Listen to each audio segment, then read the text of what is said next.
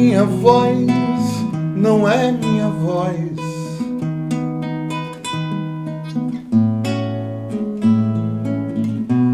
Mesmo quando na solidão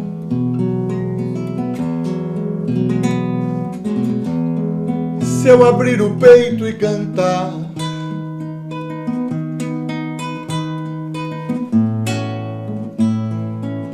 mesmo em silêncio eu cantar,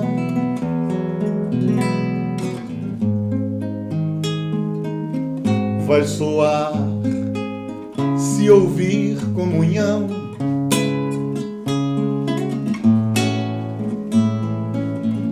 Num instante seremos nós.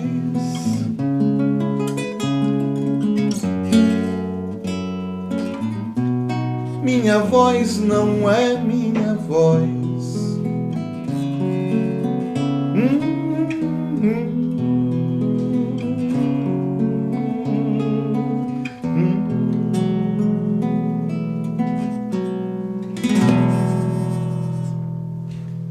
Desafios contemporâneos da docência. Bom demais começar com uma música maravilhosa dessa, não é? Nesse episódio de hoje, que é o episódio número 2, o desafio contemporâneo que a gente vai conversar aqui trata-se do desafio do autoconhecimento, do conhecer-se a si mesmo. E quem está aqui ao meu lado, como vocês já viram, colegas, é o professor Silvio Carvalho. Mais uma vez, professor, muito obrigado aí. Vamos bater um papinho, né? Vamos nessa. Obrigado eu mais uma vez. Professor, um trechinho dessa música que o senhor trouxe aí pra gente, particularmente me chamou a atenção. Minha voz não é minha voz. Seria aí um desafio contemporâneo da docência reconhecer as múltiplas vozes que estão o tempo inteiro nos influenciando? Certamente. Esse é o primeiro caminho para conhecer-se, né? Primeiro porque a música também diz isso, né? Que a minha voz não é minha voz, mesmo na solidão, mas se eu cantar aquilo que eu sei, vai soar comunhão, né? Ou seja, todos também se reconhecem na minha voz, né? Então essas vozes todas que são reconhecidas pelos outros em mim, significa que eu também tenho muitas vozes aqui dentro falando por mim, né? Ou seja, todos nós somos seres polifônicos, né? O humano tem isso, né? Nós nascemos, um amigo meu costumava dizer que ele nasceu com 400 anos. Como é que é isso? Porque ao lado a mãe pariu em casa e ao lado da cama estava o pai, que já tinha 30 anos, a mãe que tinha 20 e tantos, a avó materna já tinha 70 ou 60 e tantos, o avô materno tinha não sei quanto, somando a idade do povo que estava ali, da parteira, dos avós, das avós, do pai, da mãe, 400 anos. Então, ou seja, essas vozes todas já nos compõem, né? E muitas vezes, e quando nós estamos falando do pai, da mãe, da avó, nós estamos falando também dessa ancestralidade que nos compõe, né? E que vem pela cultura, vem pela genética, vem pela educação doméstica, né? Vem por tudo isso que nos fazem seres polifônicos, e hoje mais do que nunca. Nós falamos no programa anterior sobre a questão da contemporaneidade, né, dessa enxurrada de informações, né, que nós temos, e muitas vezes a gente está dizendo coisas, a gente não sabe de onde foi que nós captamos aquilo, né? Se foi de um livro, se foi alguém que disse, se foi lendo num outdoor ou numa propaganda de televisão, sei lá, ou na rede social que a gente frequenta, enfim. Ô, professor, na verdade, você talvez esteja provocando a gente a pensar que a gente tem, na verdade, múltiplos eus, não é? Sim. Agora, será que a gente talvez não costume silenciar muitos desses eus? não só silenciar, mas reprimir. Então, nós privilegiamos um eu que é produzido por mim, né? Ou seja, que poderíamos chamar de ego, né? Ou seja, uma imagem que eu construo de mim mesmo para me apresentar socialmente. E nessa imagem só cabe aquilo que vai agradar o outro, né? Então, o que não agradar, eu reprimo. Então, vou dar um exemplo bem pessoal aqui, se você, professor, você, professora, me permitem. Eu tenho origem cigana, né? A família da minha mãe, a minha bisavó era cigana. Meus tios avós e minha mãe e os meus tios diretos negaram a vida toda essa identidade, né? Porque sabiam que o estigma do cigano era forte, né? E nós morávamos numa cidade muito pequena do interior da Bahia e isso foi muito complicado para todos eles, né? Então isso foi negado, tá? E a gente vê de determinadas ações de cada um deles como expressa uma espécie de ressentimento disso tudo, em algumas ações, né? Então, quando muitos desses eus, nós não assumimos porque eles vão atrapalhar aquela imagem, não é, que nós criamos de nós mesmos e nós reprimimos, não é? E muitas vezes usamos até formas autoritárias para acobertar determinadas fraquezas nossas. Isso é muito comum com os professores, né? Professor Silvio, você me faz pensar também que, de algum modo, a gente então viveria nesse contemporâneo, já que o senhor traz realmente o mote do episódio 1, do nosso episódio 1, talvez a gente esteja vivendo uma vida muito mais de representação do que de efetiva existencialidade daquilo que somos? Olha, eu acho que de representação a gente vive sempre, né? Porque quando eu vou para um ambiente social e tal, etc., eu normalmente faço uma performance, né? Porque a minha conversa com o outro é uma conversa onde eu sempre tento convencer o outro de que aquilo que eu estou dizendo é verdade, né? E para isso eu me utilizo das ferramentas que o ator do teatro, né, se utiliza. Há esqueço, não estou conseguindo lembrar o nome dela agora, mas ela estudou, fez o doutorado dela no programa de artes cênicas da Universidade Federal da Bahia, onde ela faz um estudo sobre essa relação, essas semelhanças entre o ator social e o ator do teatro, né? E todos nós usamos esse artifício teatral para convencer o outro do outro entender e aceitar que somos daquela forma que nós nos apresentamos para ele, né? Então, nós ensinamos tudo isso. O professor, quando está em sala de aula, certamente ele é um ator, eu não tenho dúvida disso. Ou seja, criamos narrativas o tempo inteiro para nos representarmos socialmente ainda? Sim, criamos essas narrativas e também tem o seguinte, porque eu também quero seduzir o meu aluno, e em especial se eu tenho uma paixão pelaquilo que eu faço, né? Então eu quero seduzi-lo para que ele compartilhe comigo daquela coisa. E evidentemente que aí eu uso o meu aparato, o que me dispõe do teatro, eu uso cenicamente para, ainda que inconsciente, né? Então, mas também, Bruno, é importante a gente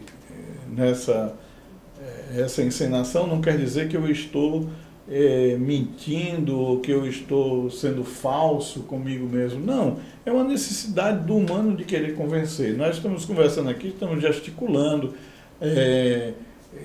colocamos uma inflexão de voz dependendo daquilo que a gente está dizendo, ou seja, isso é comum. Agora, mais importante é a gente saber quando nós estamos fazendo uma encenação para nos desviar de determinadas coisas que nos compõem, que nós negamos. Isso pode levar a uma patologia. Tudo que eu não invento, então, é falso? Bom, aí você está indo por um outro caminho, porque aí vai entrar na questão do conhecimento de mundo também, não é? Então, o que eu não invento, diz Manuel de Barros, não é? É falso, porque a invenção não é uma mentira. É uma criação. A invenção é criação. Eu invento o conhecimento.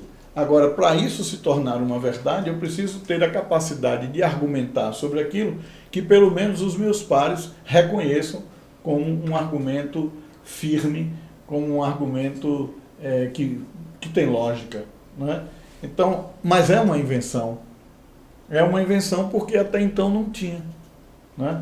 A gente trabalhava isso como uma descoberta. Então, eu descobri, era como se aquilo estivesse lá, no cantinho dele, esperando alguém. Oh, meu Deus, a vacina contra o sarampo, eu estou aqui há anos e ninguém chega para me ver. Não, a vacina do sarampo é uma invenção do homem. Perfeito. Não é? É uma invenção do homem. Agora, para isto, ele constrói todo um método ali para provar que aquilo é verdadeiro, que aquilo tem eficácia, né? Até outro chegar e dizer, né, eu tenho uma melhor do que a sua. Né? Professor, de um modo geral, quais são os dispositivos que podemos acionar para que a gente viva algum tipo de experiência de autoconhecimento? Olha, eu particularmente, como professor, acredito muito nas histórias de vida, né? As narrativas de vida, elas trazem as experiências de aprendizado do sujeito. Né? Então, quando eu narro uma história, a minha história, certamente o outro que está me ouvindo também se vê na minha história. Né? E quando eu narro essa minha história, eu estou trazendo construindo uma memória, porque eu não tenho como trazer o fato passado como ele foi. Eu trago esse fato passado ressignificado. Não é? Então, quando eu vou narrando aqui sobre a minha família, sobre a minha experiência com a escola, como professor e tal, há um filtro. Não é? Há um filtro que vai dizendo isso não entra, isso não entra. E esse filtro é construído agora no presente. Não é lá no passado. Né? Então, tomar consciência de que as histórias de vida vão produzir uma narrativa que traz uma marca de aprendizado, eu acho que isso é um dos caminhos bacana para o professor se perceber. Né? Como foi que eu me tornei professor? Né? Eu ouvi muito durante o trabalho com formação de professores desde 99. Né? E durante todo esse percurso aí, de quase 20 anos, né, eu tenho ouvido uma fala que se repete muito, que é essa, assim, se eu pudesse, estava fazendo outra coisa. E eu sempre digo assim, olha, é difícil resolver o problema da educação quando as pessoas que estão na educação gostariam de estar fazendo outra coisa. Agora, se você está condenado a estar aqui, eu lhe pergunto, qual era o seu sonho, qual era o seu desejo e por que você não pode realizá-lo sendo professor? Perfeito. Não é? Segundo lugar, quem matou o seu sonho? Quem assassinou o seu sonho? Em que momento esse sonho foi jogado fora, se perdeu no caminho, foi reprimido, inclusive? Não é? Por que ele não pode estar vivo? Busque esse sonho, traga para cá. O trabalho que a gente faz com os ateliês de performance biográfica pelas canções populares, que é uma metodologia que eu desenvolvi dentro do meu doutorado, exatamente para possibilitar o professor de ressignificar a sua história de vida, vai trabalhar exatamente com esse material. Professor, o senhor acha, por exemplo, que a era da efemeridade, onde tudo está fluindo muito rapidamente, de algum modo desconecta todos nós dessa vivência de si próprio? Rapaz, desconecta. Eu acho que sim. Esse é o cuidado que nós... Esse é o desafio. Esse é o desafio. Não é? Porque estamos cada dia mais, né, sob o controle da inteligência artificial, né? E a ciência já entendeu como é que a gente decide, como é que a gente pensa, como é que a gente reage às coisas. A ciência já entendeu isso, né? E, evidentemente, que isso está a serviço das grandes corporações, do grande negócio, né? Uma discussão recente sobre o negócio do Facebook aí, que está... Compartilhamento de dados. E também de que o Facebook só bota para você receber mensagem de quem ele quer que você receba, não é? Você vai para uma livraria virtual, por exemplo, você pede um livro, no outro dia está um bombardeio em cima de você, esse é semelhante àquele que você pegou, não é? Então, assim como se o sujeito lhe cercasse de informações para você decidir sobre aquilo que é do interesse do outro. Então, se eu não, só concluindo, se eu não penso, não é, de fato, que essas coisas podem estar também me levando, né, para uma decisão que tenha um descuido com outros níveis de influências também é um risco, eu não tenho a menor dúvida disso. Professor Silvio, o senhor me remeteu agora a uma música que eu acho que se relaciona bem diretamente com essa reflexão. Eu lembrei de um trechinho de Caetano, não lembro o nome da música, você há de lembrar, mas que ele diz assim: coragem grande é poder dizer sim. Verdade. É por aí? Tem uma... O Caetano tem uma canção chamada Nu com a Minha Música. Eu vou cantar esse fragmento só aí, que é o final da música, né?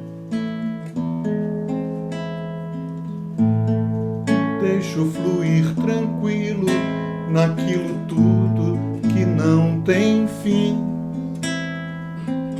Eu que existindo tudo comigo depende só de mim. Vaca, manaca, nuvem, saudade, cana, café, capim. Coragem grande é poder dizer sim. Coragem grande é poder dizer sim. Que maravilha! Professor Silvio, dentro desse conjunto de desafios que a gente está refletindo aqui nesse episódio, eu lembraria de um e queria um pouco a sua percepção e os nossos processos iniciais de formação docente. Você identifica que a gente ainda está muito distante de proposições formativas voltadas para os docentes que possam estimular essa aproximação da gente consigo próprio? Olha, dos anos 80 para cá, a discussão biográfica, os espaços biográficos se ampliaram e essa discussão tem, como diz a Ana Chiara, deixou de ser jardim de delícias confessionais, não é? Então, o narrar, o falar de si, né, é uma maneira de você dar forma ao sujeito, dele dar forma a ele próprio. Então, isso tem entrado muito na universidade, né? As abordagens autobiográficas têm sido aí metodologias de formação, de autoformação, de formação continuada dentro da escola, dentro da universidade, principalmente. A minha própria pesquisa de doutorado foi sobre isso, né? O título é Construções Biográficas pelas Canções Populares. Então, nessa perspectiva do professor fazer consigo mesmo, mas também levar isso para o seu aluno, levar, né, essa possibilidade do narrar-se, né, para dentro da sua sala de aula. É uma possibilidade dele conhecer todo o grupo com quem ele trabalha e o próprio grupo também ali ir se conhecendo, não é? E nesse exercício autobiográfico, auto aí entre parênteses, ele pode criar possibilidades para o sujeito criar coragem e poder dizer sim, né? Porque essa frase do Caetano, ela é emblemática, porque a tradição, vamos dizer, popular, é você dizer que difícil é dizer não. Exatamente. Né? E eu sempre pergunto, mas é você dizer não a quem? Ao outro. É difícil dizer não ao outro. Então, quando você diz sim ao outro, você diz não a você, muitas vezes. Né? E quando você diz não a você, evidentemente que você não fica bem. Você pode ficar bem com o outro, mas não fica bem com você. Então, é preciso ter essa coragem de dizer sim a você próprio, né, para que você dê a chance do seu aluno, no caso do professor, da professora, dê a oportunidade ao seu aluno de criar também essa coragem de dizer sim a ele. Colega professor, colega professora, passou rápido, não foi?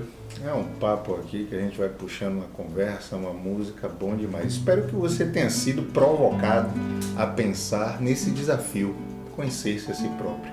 E eu vou terminar esse segundo episódio de hoje jogando, professor, para você um desafio.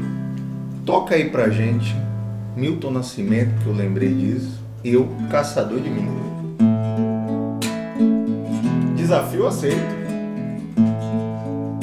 Por tanto amor, por tanta emoção, a vida me fez assim. Doce ou atroz, manso ou feroz, eu, caçador de mim. Preso a canções e entregue a paixões que nunca tiveram fim. Vou descobrir o que me faz sentir. Eu, caçador de mim.